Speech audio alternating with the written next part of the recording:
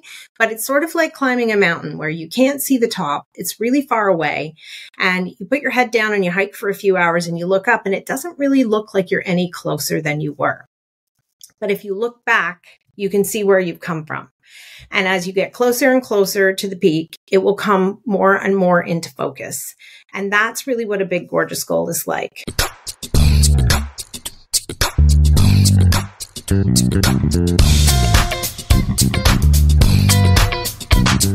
Welcome to the Sales Problem Podcast, where we talk everything sales, success, and personal growth. Thanks for joining us. Let's get growing. Okay, welcome back to the Sales Problem Podcast, and welcome to Season 3, Episode number 3. This episode is all about big, gorgeous goals and inspiring the future generation of leaders. We have had a fantastic group of women on the show in our first 2 seasons, very lucky with that. And the common theme has been making the impossible possible. And today's show puts an exclamation point on that theme. I'm your host, Steve Comerford, and joining me as my co-host, the man who is, I guess, has got a huge amount of big, gorgeous goals all on his own, Dan Burns. Dan, how are you doing? Steve, I'm fantastic. I do have big, gorgeous goals that I'm excited about. And I'm excited because I'm drinking Crank. I'm drinking a little bit of Fifth Gear today. So as always, the caffeine is hitting my system. So today, Steve, I thought with Season 3 happening, I would just do a very positive rant to kick off the show. I don't want to hold anything back in Season 3. So what's been sitting inside my head, Steve, is this little point that Martin made on episode number 1 about us having a choice. And I got thinking about, as I was pouring my coffee, is my Sales Problem Podcast mug half empty, Steve, or is it half full? Interesting. And we've got a choice of different coffees that I could put in it, but the choice is, how do I see it? And somebody asked me what I was doing this weekend, and I excitedly said, I'm filming a podcast. And they said, why would you spend your weekend working, doing a podcast? And I thought, that sounds like a half-empty type of question to me. And the way I look at it, Steve, is I get to go on for the next hour with you, who's a great friend, right? We get to talk about a topic, sales and personal growth, that we both love. I always learn something every episode. So we get to take something away with us. And we've got this fantastic guest on today. And I know that our listeners are going to learn something from her. So I'm super excited today. And I'm wondering what we're going to learn from Julie today. That's my positive rant. My cup is half full, Steve. It's half full of Crank. I might have a little too much caffeine, but that's what's on my mind. Back to you. You totally came from left field on that one, Dan, but I love your rant. And hopefully the podcast fills up the other half of your coffee mug. That would be good. Was that a good connection? I don't know if that worked. But I do appreciate that point. I think the two of us are very lucky, right? First 2 seasons, we've met a ton of people I had never met before. They're interesting. They're, taking on life, taking on challenges, lots of ups and downs, but a lot of positivity and a lot of good things that have come from those conversations. So I'm with you. I feel I'm a pretty lucky guy. So it's pretty good. Anyway, let's go. Let's go, Steve. Let's get to our guest. And just because Crank Coffee has been nice enough to give us a discount, just go online. I ordered the other day. You get a nice little discount. Comes right to your door. So take advantage of it if you can. Let's start this little podcast, Dan. Where am I? Okay, so let's go. All right, we have Julie Ellis on the show today. Speaker, author, leadership coach, and award-winning entrepreneur. She co-founded a crazy successful business in a basement and later sold it at an 8-figure price. Not bad. Julie's big goal now is to inspire high-achieving women leaders and entrepreneurs to set big, gorgeous goals. These aren't the safe, achievable goals. They're the ones that, block out the sun, the ones that scare you and keep you up at night. And get this, Dan, she has just started her own podcast, fellow podcaster, called Figure Eight. She delves into the world of eight-figure entrepreneurship, blending insightful business strategies with inspirational stories from women who dance their way to remarkable achievements. Julie, so happy to have you on the show. How are you doing today? How are you feeling? Thank you. I'm feeling good today. I'm so glad to be here.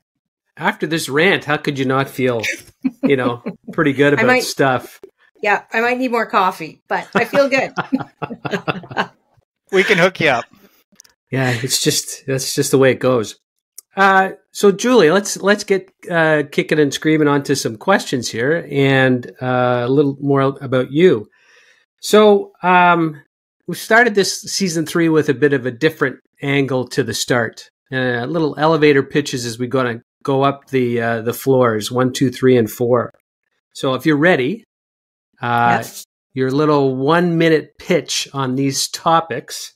Hopefully they're interesting to you and the listeners. So let's get going. On floor number 1, the topic is the fear of the unknown.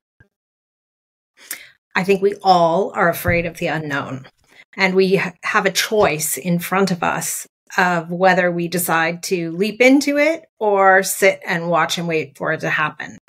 But until we decide to take the leap, we are never going to know what can happen and what's possible when we take that big step forward. And so I think that's where the big, gorgeous goals come in, is that they are really a piece of that leap into the unknown and the thing that you really want and the thing that you're going to decide to say no to other things in your life for, so that you have the space, the time to make that leap, even though you feel afraid. Very nice. Love it. Limits on floor number 2. I think most of our limits are in our own mind. So we, limit ourselves. I mean, there are some things in your life, like I was never going to go to the Olympics. I wasn't a sporty kid, but a lot of the things that we really want to do in life, we limit ourselves by our own small thinking and our own, I couldn't possibly kind of voices that come into play. And until we decide to push on the limits and see how far we can move them, I don't think we know what our limits really are. So I think it's important to push and test limits on an ongoing basis by chasing the things that we really want, that make us feel a little bit uncomfortable and a little bit nervous and a little bit uncertain. Okay. So on floor number 3, we have the topic of community. Well, you can't do anything alone. I think it's a lot harder if you try. And building community around you, whether it's through, mentors, advisors, mastermind groups. I have a group of women that I call my privy council, and they see things in me that sometimes I doubt in myself. And so they're willing to push me really hard when I need that push. They're willing to pick me up off the floor when I try something and it doesn't work out and I fall down. And they're willing to always lend an ear. And so I think that piece of community is a real key to being able to put your stakes in the ground and say things out loud to people, being able to think about how you want to move forward, getting some advice in safe places with sounding boards that you trust. Well, I'm glad I asked those 3 because that's the one thing that I saw in a lot of your posts and your book and how you've kind of succeeded at things are those 3 pieces, which gets to the last floor, which is big, gorgeous goals. Tell us about that. You have to start somewhere. And I think when we make goals that are contained, or we really want to measure and have them really like SMART goals, if we start there, we play it way too safe. And so, we get stuck in our to-do lists and our fears about going for something that's really outside of the box. And I think that setting a big, gorgeous goal is about a goal that maybe you can't identify all the pieces to it. Maybe you don't have the right connections, or you don't have the money, or you don't have the knowledge that you're going to need in order to accomplish it. Maybe you're not even exactly sure and clear on what the goal is, but it's kind of up there in the clouds. And until you start stepping towards it and making some progress, you don't know how far you're going to be able to get. And so you need to set that big goal. And sometimes a to-do list will come out of it to get you moving in the first few steps, or a SMART goal will come out of it because you need to have something to measure as you start progressing.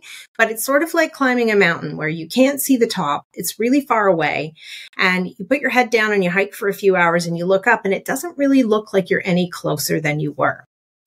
But if you look back, you can see where you've come from. And as you get closer and closer to the peak, it will come more and more into focus.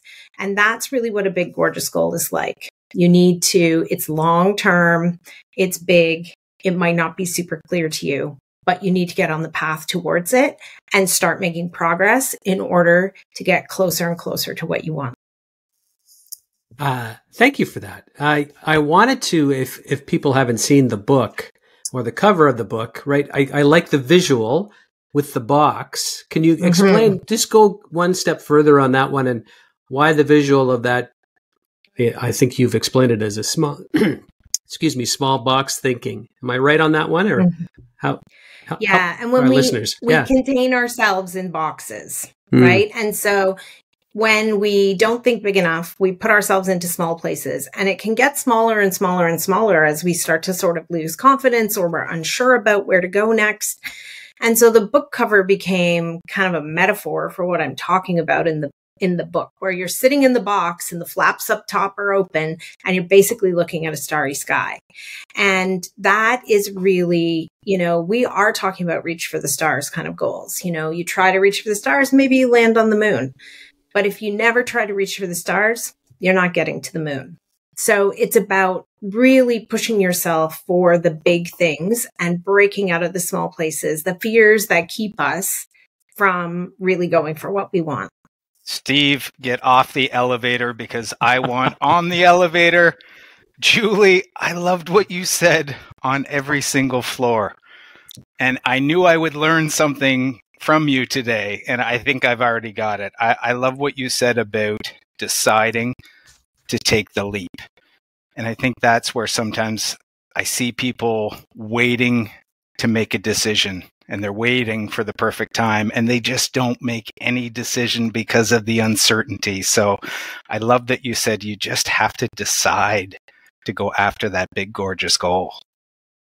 Yeah, I think you can find parallels, I think, with leadership in decision-making and goals in decision-making. And it's sort of that, like, not making a decision is also making a decision. It's a decision to do nothing. And that's not going to move you forward. And so finding ways to make even small decisions to get some forward movement that can maybe get you some momentum to making bigger decisions. I think big, gorgeous goals are also a little bit like a reverse sales funnel, where you start at the small end of the funnel, and when, with something that feels really big, but once you do that, you can set bigger and bigger and bigger goals as you go sort of up and out from there. Amazing. So, Julie, our listeners are salespeople, they're leaders, they're entrepreneurs. Some of them are in their car right now. They're driving, listening, and they want that nugget of info from you that they can only get from somebody with your experience, especially experience going from 7 figures to 8 figures. So what's your favorite nugget of information? If you could just choose one thing to pass on to our audience today, what would it be? I think you've always got to work on yourself as a leader, as you're trying to make progress in your goals, in your life, in your leadership, within your career. That was big learning, going from 7 to 8 figures. You go from this place as a 7-figure business where you have a founding team. It's pretty small. probably sit at the table and make a lot of decisions together. You're pulling for the same thing. And somewhere you cross a bridge between 7 and 8 figures of revenue where you need to show up as the leader. It's not like the same small team that's all pulling for the same thing. You know, people have jobs, and that's okay, that come to your place of work and contribute. And you feel more pressure because you've got a lot more people that are relying on you for their livelihoods and for their families' livelihoods. And you need to really up your leadership as you progress down through your career and grow into bigger things. And never forgetting to work on that. It is a practice. It's not a destination. It's not a checkbox. It's not a to-do list. It really is a practice of things that are sort of ongoing. And, you know, I think if you look at leadership 5 years ago, 10 years ago, 20 years ago, like things change. And so you need to be able to adapt and to keep moving forward and to continue to work on yourself. I love that. I wrote down leadership is a practice, something you're constantly and never-endingly working on. If we look at big, gorgeous goals, you know, that they're big, they're huge goals, and that can be intimidating to some people. So talk to us a little bit about going from the big goal to breaking things down. Some of our listeners have probably heard of micro goals, or we've heard the phrase, how do you eat an elephant? One bite at a time. And that's all well and good, but how do you go from having that big goal to something that is tangible, is that first step? I think you have to break down into those small steps. Otherwise, it just feels so enormous that you don't know where to start. And so I always recommend that people break it down. What I do myself is sit down and think of, okay, what are the first 3 or 5 steps that I want to accomplish here? Do I need to do some research? Can I actually go and start, you know, I kind of know what the steps are. Am I sure that I don't need to find the right lane to be in here? But pick those first 3 or 5 things and get going. And then set up a system around that where in 3 months, you're going to sit down with your goal and a pen and paper and figure out how you're doing. Did I do the 3 or 5 things I said I was going to do? How did they go? Do I feel like I'm making progress and I'm closer to knowing, maybe clearing up some of those things that are in the clouds or that I don't know about? Am I on the right path? So if I've cleared up some of the things in the clouds and I'm not quite calibrated correctly, how am I going to calibrate back to what the next steps are to make myself move forward again? And, you know, if you sit down in 3 months and say, I set out 3 to 5 steps and I didn't do them, then that's part of the recalibration as well in terms of what do I need to do? What's keeping me from getting started? Do I need accountability? Do I need someone to give me the pump up that I need to get going? Do I need to just speak out to the world that this is what I'm going to work on so that somebody's going to, you know, email me in another month and be like, hey, you said you were doing this. How's it going? And, you know, figuring out what you need in order to get started and what's keeping you from getting started, because it's often just our own fear or the little voice inside our own head that says we can't or we shouldn't or we're not worthy. Well, I was going to go that route, Julie. But a lot of women listeners that we have great ideas, but just never know how to get started. You touch on a few things there, but is it that fear of unknown, or you mentioned, or Dan mentioned about, you know, having to know 100% of the next thing that you have to do. I listened to you, and there are a number of things that you did that you risked a bunch of things. You turned out right. I think you hit a couple of influencers. They turned back. They all of a sudden needed product from you, and you had to flip things upside down just to get it done. Right? You didn't have it, but then you created it, and then you fulfilled the promise. Right? But anyway, I'm all over the place. The question is around, again, how do you get started? Like, what would be your best advice there?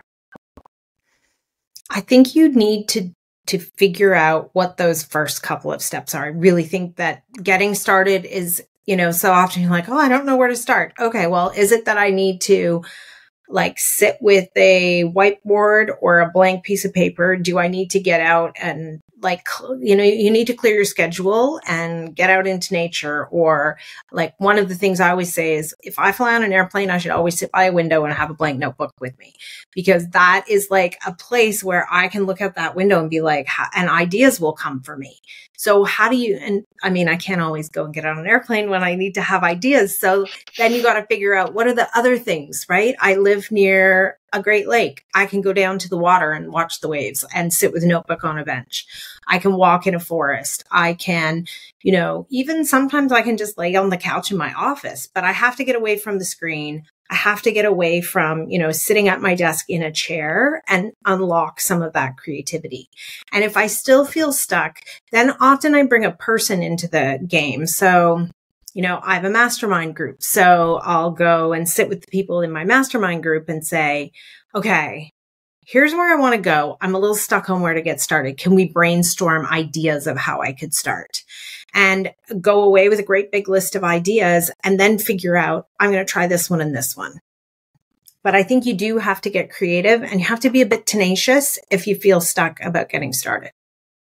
Do you find that it's once you ask that question, it's like, oh, that was easy. Do you get that sense? Yeah. Yep. Because sometimes, yes. And you're like, why didn't I think of that? Yeah. Sometimes it sends you back into another place where you need to contemplate a little bit, because maybe the answers you get from other people about how to start are completely unexpected to you, or things that you would have don't feel like they align. Sometimes you've got to say, well, they might not feel like it, but I'm going to try it anyway. Sometimes you've got to go back and say, am I not able to sort of outline what I really think this goal is? And do I need to do a little bit more work on figuring it out? Like, where's the misalignment? Is it just in my own creative mind that I need to try some things that feel a little outside of the box to me?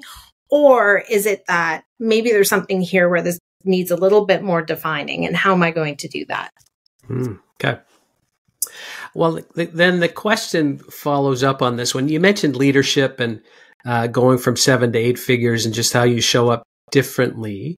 But where in the storyline did you have that, hit the plateau moment? You either got stuck or you just kind of hit a cruise zone, something in there that just you needed to kind of hit another gear or shake it up a little bit. Can you give some story or advice on that one?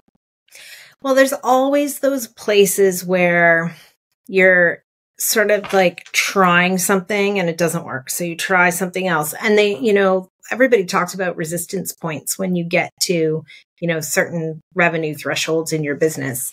And you create systems and then they take you a ways, and then suddenly you're like, why is everything broken again? And, it is those things of like, we went through a phase where we would be launching a product at Mabel's Labels, or, starting up like a back to school season where we had special products coming in, we had special deals going on, and there were a lot of moving parts. And suddenly the things we were doing, like, we just could not do anything right. And so we had to really sit down and look at, did we have the right process to do it? And what we learned there was our project planning was no longer sufficient for the size the business came. We had to look at who were the people at the table that we were passing the information to. And we realized that we didn't have all the right people at the table that we needed. And we were kind of reluctant to add people because it felt like this meeting's getting really expensive. We are bringing a lot of people and we're all sitting around talking instead of actually doing things. But we learned that the talking was important, and it saved us hours and hours of time later to bring people to the table so that they could hear all the communication and solve the problems and all go off and pull in the same direction. And so it's those kinds of things where you learn, you make adjustments, and then you're able to move forward again for a period of time before you hit the next threshold where something's breaking and you need to reinvent it again.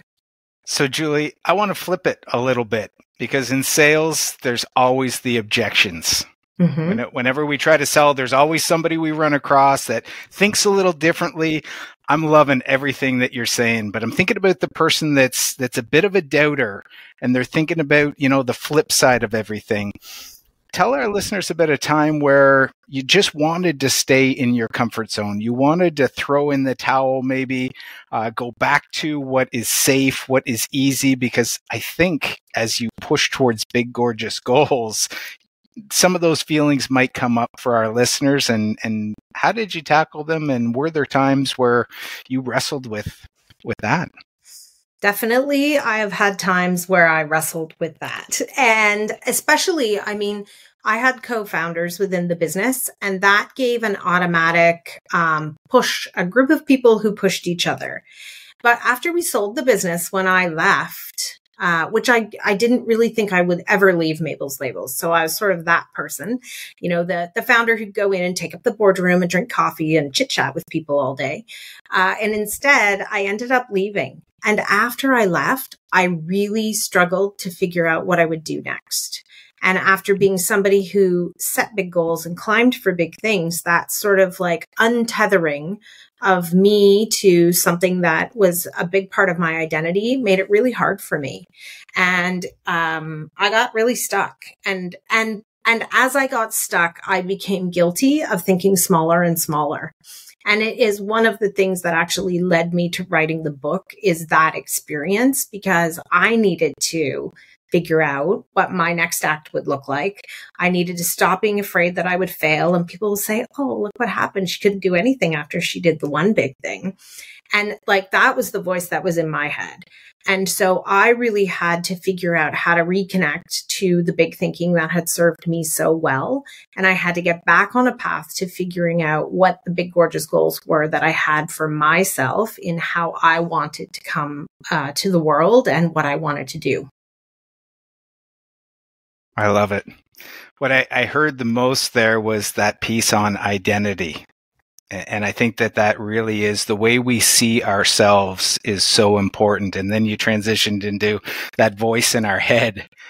And I think so many people can relate to that, Julie. I think we all have that talk going on in our head, and getting back to the positive rant at the beginning. Is it positive or is it negative? And I imagine our listeners have days where it's positive and it's negative, depending on, you know, the situation that they're in. I want to stay on the flip side here and just talk a little bit about people's thought process when they're going to tackle a big, gorgeous goal. And they're thinking there's got to be a quick fix. Like, there's got to be a fast, easy way to get to that. And I think that there's a lot out there on social media about, here's the hack. Here's the 6-minute solution to it. And in sales, there's a lot of people making those promises about how they can get people to that big, gorgeous goal, but do it shortcutting all the steps. So maybe give us your thoughts on that. And is it possible, or is it better to go the long road and just really commit to that? I think that it is always the longer road. That sort of, if it sounds easy, probably not. You know, it's easy today to look at social media and places where you see things and be like, well, overnight success right there. Like, what am I doing wrong? But the truth is, all of those overnight successes were, 5-10 years in the making, and we don't see often. We don't want to see maybe sometimes, but or we don't want to show ourselves the hard work it took to actually get to the success point. And so I think that everything takes work. And so it's going to be the longer and harder path. It doesn't mean you shouldn't look for shortcuts, and, we shouldn't lay ourselves down as martyrs and say, well, I did it the hardest way possible. We should look for ways to make it easier and efficiencies and all of those good things. But I don't think it's the short, easy path that's probably getting us to the things that we really want. I tend to agree with you on that, Julia. I think that harder path shapes us into who we eventually become. And we may get the big, gorgeous goal because we became that person along the path that was a little bit harder. So I love that. Yeah. Totally agree. It's that thing about lucky people. Like they're lucky because they worked hard and they created some conditions that brought the luck. That's what I believe. It's not, luck isn't more like a lightning strike. It's more like I'm making the conditions to bring luck to myself. And so how am I going to use that when it comes? Yeah. It's funny how our brain wants it to be easy. So I think we seek out that, like, there's got to be a way because that would be so much better for me. Yeah. And we see what we think is easy for other people. And I think that is a big misnomer in what actually is happening. I want to go back to a point in the questions, Julie. I'm interested in knowing a little bit more about the team that you put around you and go a little bit deeper that, you have that solo entrepreneur. They have that idea in their head. They are channeled to bring on other people. Have you found it challenging for that? Because you coach these people to go from 7 to 8 figures and bring on these teams and hire the right people. But that is a total change of that solo entrepreneur and that solo focus. How do you break that or get that person to open up a little bit more broader to take on the ideas from the team? It's hard. I mean, we start businesses because people see a need in the world or an opportunity for something that doesn't exist. I don't think anybody starts a business saying, and I'm going to manage 100 people one day. And so it's a big change and a big challenge. It's also a big challenge because you go from needing very generalist people who can do many, many jobs for you and who see what's needed in a very small business and can do that, to needing specialists in their areas of, in their domain of expertise. And suddenly you're not necessarily an expert at the table. You need to learn how to take advice from people who work for you, but also put the right checkpoints in place to make sure that you can trust what the information is when you maybe don't know anything about it yourself. And finance is like a common one and an easy example in that, you're probably going to hire somebody who's going to a controller or a director of finance or a CFO, and they're going to take over the accounting function for you. But you as the founder need to have a strong month-end process to look at the integrity of the bookkeeping and understand that everything's working the way it should. And so learning that, even though you might not have a finance background, and understanding how your business works is still a really important piece for you in the puzzle. And that's just one example, right? You could go, role after role and department after department. I think another piece of it is like the learning how to delegate. Nobody comes and says, here's how to delegate well. So you have to figure out, how to ensure and how not to micromanage people, and, how to trust that when you delegate the work, you're going to get back the product that you need. I like that piece. And I think you wrote a little piece online around delegation just recently too. So if anybody has not checked out Julie's post on LinkedIn, take a look. Which then gets me to my next piece, right? So you've had the book, fantastic. You've started the podcast. How is that going? Because you probably are touching on a number of topics here or in this conversation that you're interviewing a number of women on your podcast. So share a little bit about how that's going and maybe what gems you've picked up so far. Starting a podcast was one of those sort of big goals for me because I, didn't really understand the technology part of it. And I got a little bit overwhelmed at one point in the path of getting to launch of what all the options are out there and all the different price points that you can pay to, have people help you. But I made it, and I'm finding some really interesting conversations. I've got an upcoming episode where, well into the 8 figures entrepreneur who is working with a staff of mostly contractors, fractional people, which is a super interesting way to build a business. My last interview, also 8-figure, 13 hardware stores, and has hired a lot of people coming out of prison, coming out of recovery programs, and, got a lot of pushback from people about that in terms of risk and all of the things, but has been very successful. And now she's exiting by selling her business to her employees. So I'm looking for those kind of, what are the things that people are doing that they're done for sure. People sell their businesses to their employees, but not that many of them. And lots of people don't think about that as an exit strategy. And it's a really good one if you get your business to a level where, it's time for you to retire and you've got a strong employee base. It's a good idea. And so trying to just shed light. I also think that people understand they can do things when they see people and hear stories about people who have done it already. And so looking for that sort of spark of inspiration or spark of like an idea of, I never thought of selling my business to my employees, or I never thought of using fractional people to get my business to where it needed to go because I can hire better experts than, on a fractional basis than hiring a generalist on a full-time basis. So what are the different things people are doing to help them advance their businesses that can give people ideas and confidence to go out and make some decisions for themselves? Very good. Are you enjoying being a podcaster? Yes, more than I would have imagined. Yeah. It is neat. Like Dan and I started this, right? We're on the season 3. It was like, what are we getting ourselves involved with? How do we not talk over each other? How do we, make it interesting?